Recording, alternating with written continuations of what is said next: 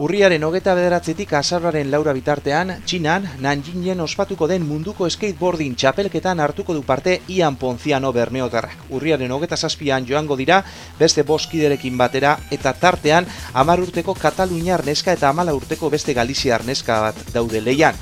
Gainera, azaroaren 5ean Kaliforniara joango dira eta teknifikazio saioan hartuko dute parte munduko skateboarding txapelketan parte hartzeko. 7 urterekin hasi zen Ian Ponciano bermeotarra skatearen munduan, hainbeste sari irabazi ditu, bai Euskal Herri mailan, baita estatu mailan ere.